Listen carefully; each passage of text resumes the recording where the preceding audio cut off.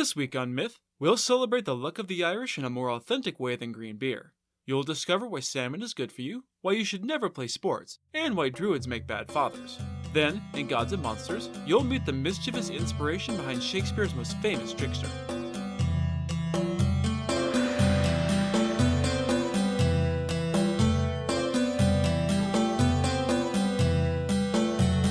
This is the Myths Your Teacher Hated podcast, where I tell the stories of cultures from around the world in all of their original, bloody, uncensored glory. Modern tellings of these stories have become dry and dusty, but I'll be trying to breathe new life into them. This is episode 60, Brain Food. As always, this episode is not safe for work. St. Patrick's Day is just behind us, so it seemed like a good time to go back to the Emerald Isle, although they really don't give much of a fuck about St. Patrick there from what I understand. So instead of talking about that asshole, we're going to talk about a well-loved story from Celtic mythology, Finn McCool and the Salmon of Knowledge. Finn McCool is a mythical warrior-hunter from Celtic mythology of both Ireland and Scotland. He has an entire cycle of tales known as the Finian cycle with a Celtic name that I'm not even going to try to butcher, and today's story is just a piece of this larger epic. Finn's father, known as Great Cool, was the head of Clan Baskna and the leader of Fianna, a group of small, semi-independent warrior bands. He had fallen in love with Muirna, the daughter of a druid named Taig McNuadad, who lived on the hill of Allen in County Kildare. Muirna loved the warrior in return, but her father did not, and refused to grant his permission for Cool to marry his daughter. With the impetuous fuck-the-world attitude of youth, the couple decided to run away together and elope in spite of the old man.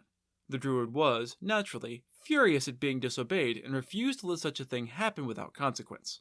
As soon as he got word of what had happened, he raced to see King Conn of the 100 Battles, who raised a small army of chiefs and soldiers from Clan Morna to take Muirna back from Cool and Clan Baskna by force. The two clans met at Nuka near Castle Knock and braced for battle. Cool and his warriors fought bravely, but they were severely outnumbered by the king's forces and were eventually overwhelmed, and Cool died a hero's death in battle, slain by Gol McMorna. In honor of his victory over Cool, Gol, the leader of Clan Morna, was given the honor of taking his place as the leader of Fianna. The tragic news soon reached his young widow, and Muirna fled back to her father's castle on the hill of Allen. Taig was still furious with his errant daughter for defying his will, and he refused to allow her inside, instead banishing her from his home and ordering his men to have her burnt alive for her crime of thinking for herself. Afraid, alone, and newly pregnant, Muirna turned to the only other person she could think of who might grant her refuge, the king, Conn, who had never had anything against her personally, and had only raised the army in the first place to keep her powerful father happy, and who didn't particularly want to see a young woman burned alive for no good reason. Taking pity on the poor girl, Conn agreed to let her stay in his castle.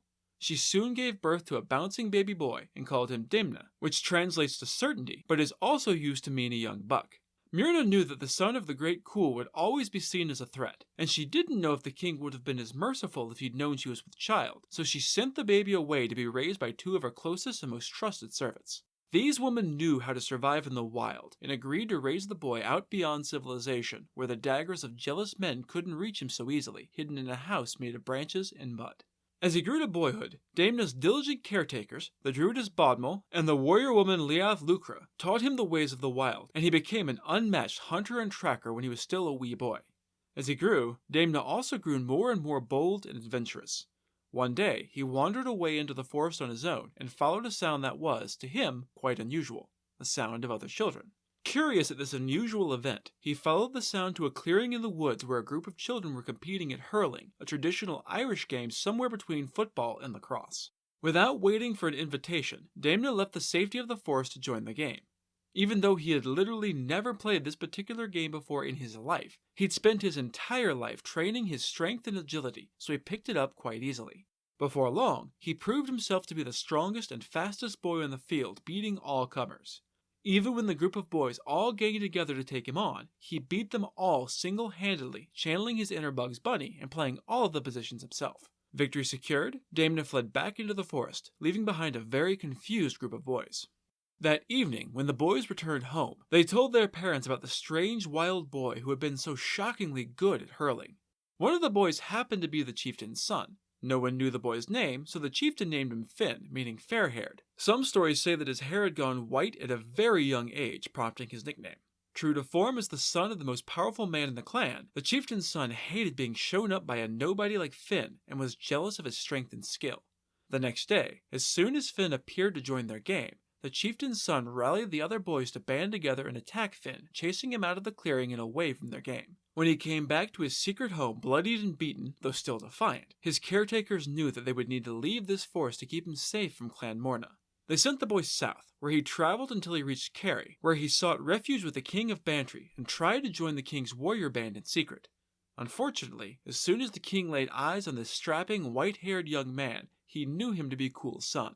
Afraid of drawing the anger of the powerful Clan Morna, who still hated Cool and would definitely try to murder the shit out of his son as soon as they found out he existed, the king refused to allow him to stay. He knew that his forces were not nearly enough to fend off Morna's army. The young Finn traveled to the courts of several of the local kings, trying to serve as a soldier at each clan, but each time he was recognized and turned away.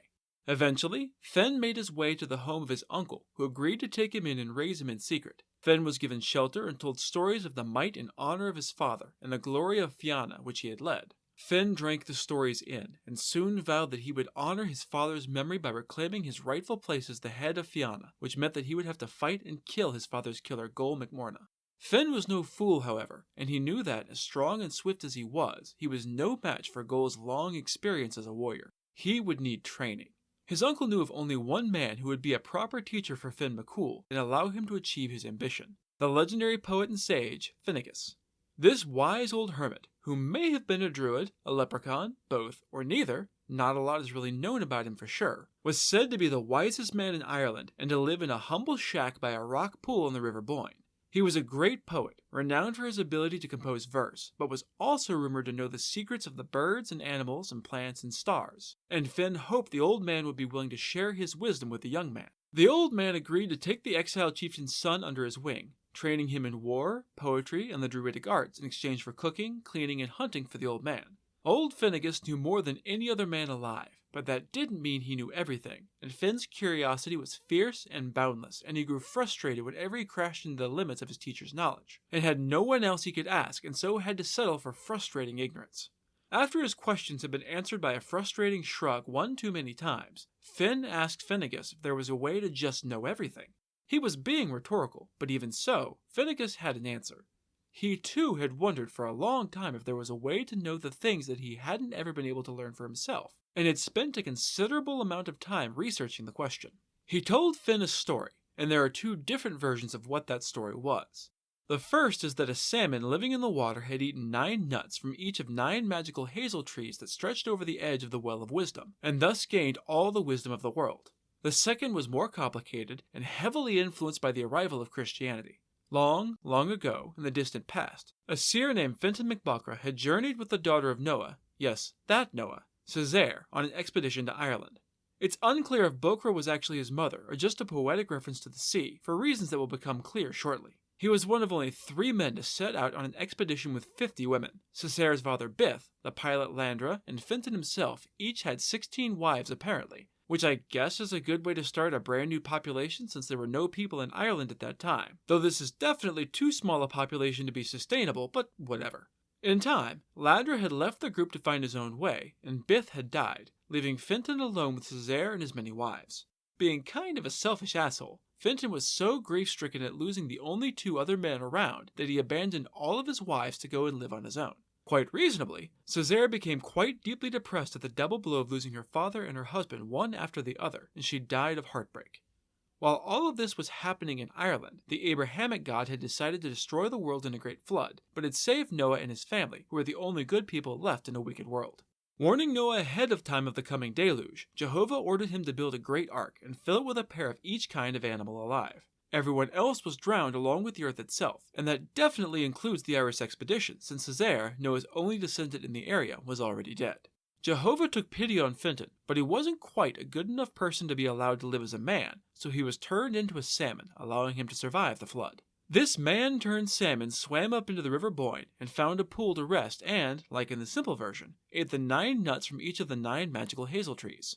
Thus did the seer Fintan become the salmon of wisdom, on Broad an Fesa.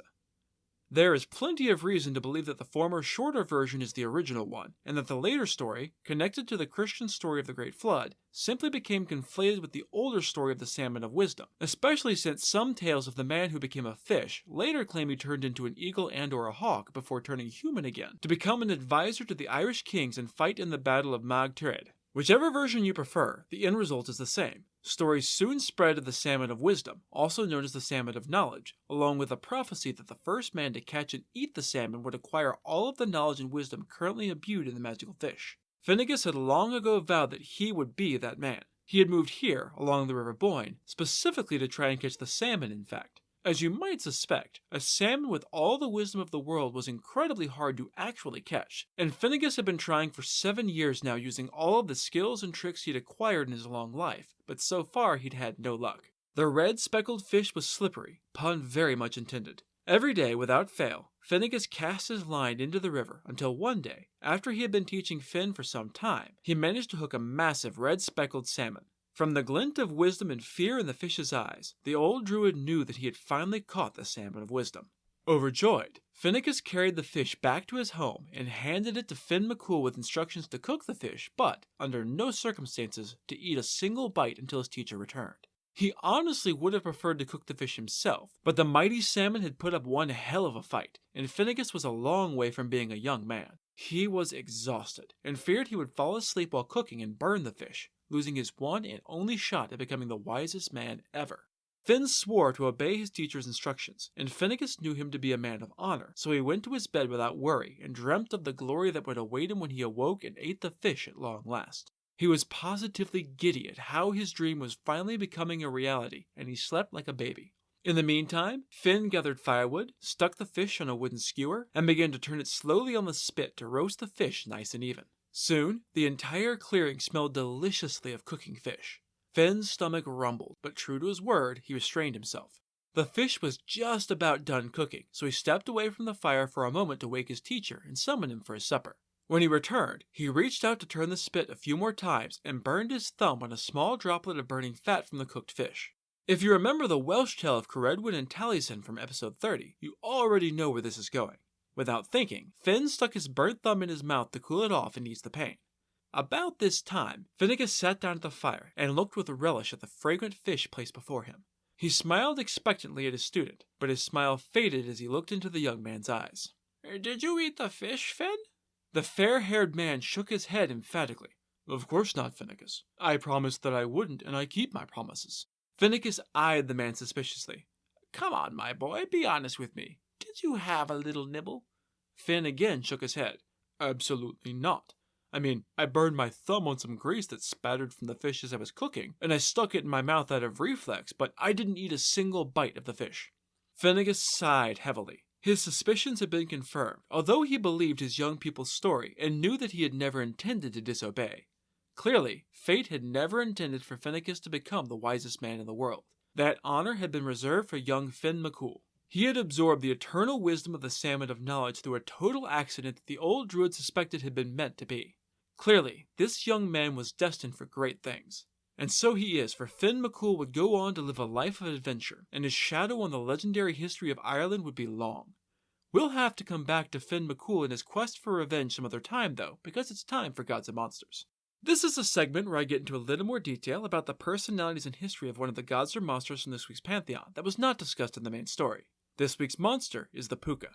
The puka is one of the seemingly endless varieties of fairies, fae, and wee folk from Celtic lore. Like many of its brethren, the puka could be a bringer of good fortune or ill, depending on how it was treated and its own capricious whims. Pukas are shape-shifting tricksters, typically appearing in the forms of horses, goats, cats, dogs, and rabbits, and even in human forms at times, though typically with some animal feature to give the game away, such as horse's ears or a cat's tail. Some areas instead say that the puka is a twisted little goblin or a monstrous boogeyman.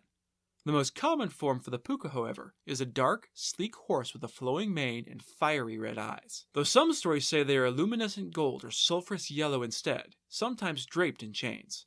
Pukas tend to be rural spirits and usually only come out at night. They are one of the most feared spirits in the countryside because of their delight in mischief and mayhem. One of the most common tales of the puka involves copious amounts of whiskey and beer because it wouldn't be St. Patrick's Day without someone getting blind drunk and doing something stupid. Picture this. You've been in the pub all night throwing back pints of ale and shots of whiskey. The bartender kicks your ass out for being far too drunk, so now you have to find some way to stumble home. Your legs aren't the most reliable form of transport right now, so getting all the way there seems an impossible task. Just then, you hear a voice in the darkness calling your name and offering you a ride home. Being drunk, you don't question your good fortune. You follow the voice to a sleek black stallion waiting patiently in the night. It's weird how the light is shining in the creature's eyes, but you decide not to worry about it too much. You're probably just imagining things. You're not sure where the owner of the mysterious voice went either, but thinking right now makes your head spin. You hop on the horse's back and, for the first time, notice the odd chains wrapped around its body. Oh shit, you're about to go for Puka's wild ride. You know that you should climb back down, but before the thought can penetrate your booze-soaked brain, the horse is already racing off at a gallop and you're clinging on for dear life. If you fall off at this speed, you'll break your damned fool neck and get yourself killed. The Puka, because you realize now what you're riding, laughs in a disturbingly human way, then asks if you want to see something cool. You don't, but the Puka just laughs and runs faster. You scream in terror as the fairy horse starts to make death-defying leaps over rocks, hedges, rivers, anything it can find. It tears through fields and tramples fences, and you cling to its back, hoping against hope that you can survive the night. Finally, just as the light of dawn begins to brighten the horizon, the horse drops you back off where it first picked you up, dumping you unceremoniously from its back. You're exhausted, shaking, and probably covered in some of your own vomit, but you're alive and mostly unharmed, though your neighbors are probably going to have something to say about your swath of destruction. As we've seen, the Puka is cunning and clever and capable of human speech. Indeed, Pukas are known to be quite chatty, fond of shooting the shit with random passersby. If you're lucky, you might get some good advice or even a prophecy or two, although many tales consider the Puka to be an ill omen, so that's not always a good thing. Some homes in the rural parts of Ireland may have a bench on the right side of the main door or the gatepost, and some sort of rock or other obstacle on the left, since lore holds that helpful Pukas will always sit on the right, while vicious ones prefer the left. Some places even consider November 1st, the date after Samhain, or Halloween for us heathens, to be Puka's Day, a day which would traditionally coincide with the harvest. Custom says that, when bringing in the wheat from the fields, you must leave a few stalks behind, known as the Puka share, lest you incur its wrath. One sign of such wrath can be berries that have been killed overnight by the frost, which you should never ever eat. The Puka has probably spit on them, which is gross, and this could make them poisonous, which is dangerous.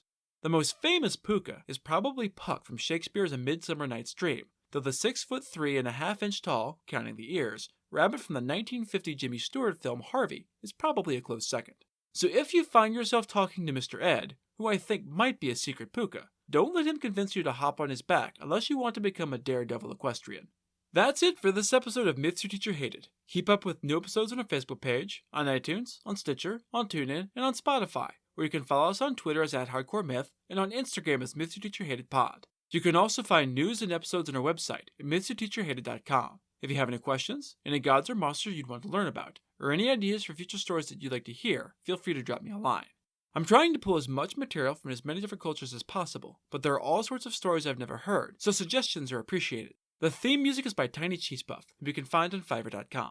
Next time, it'll be 2 different dancing stories from the inimitable Hans Christian Andersen. You'll see that new shoes are bad for you, that paintings can be very judgmental, and that you should never trust a redhead. Then, in Gods and Monsters, you'll see that toy soldiers are unlucky in love. That's all for now. Thanks for listening.